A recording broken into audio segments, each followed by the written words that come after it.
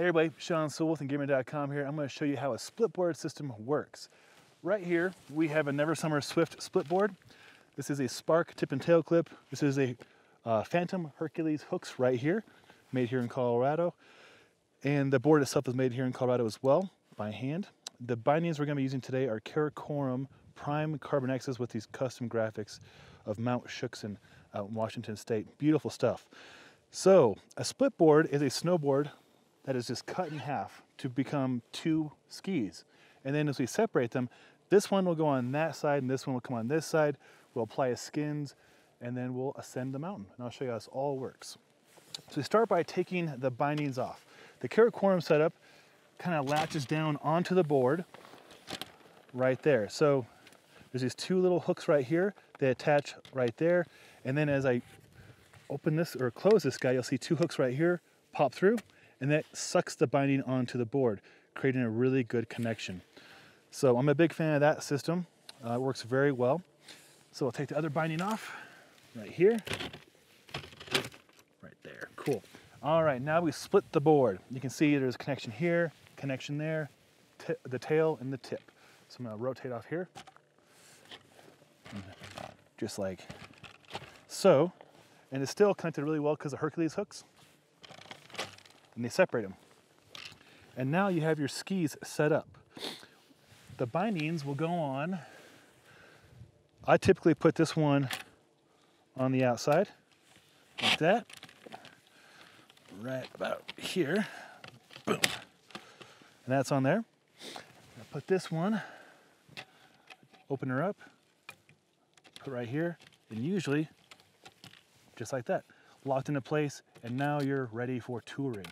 Should you get to a part of the mountain that is steeper, you can engage your risers right here. Here is low riser, here is the high riser. As you can tell right there, that'll create more surface area, and the skins will get better traction when you're going up the mountain. Most of the time, I don't use those unless I'm getting to something really steep. At that point, you might want crampons in the first place. So now we're ready for skins. So, there's a few kinds of skins out there, different brands. Today we're going to be using G3. These are older, but they still work. The glue is been replaced with a better glue for this season. And we have a review on our website of the updated G3 skins.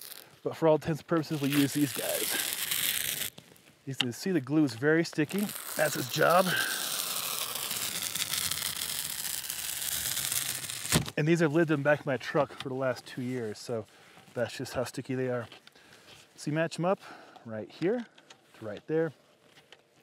And then you kind of make sure that the edges are pretty close right there. So that way you have good contact and a little bit of edge showing on both sides so you can get in to the more firm packed snow.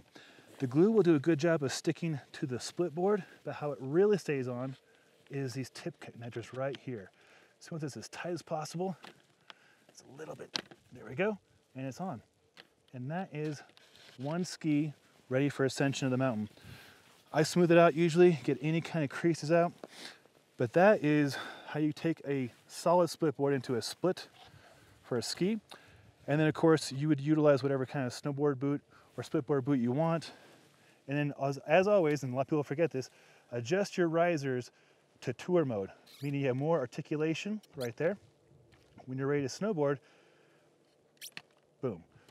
I can't tell how many times people forget to do this, but that will elongate your stride and allow you to be more efficient on the way up the mountain.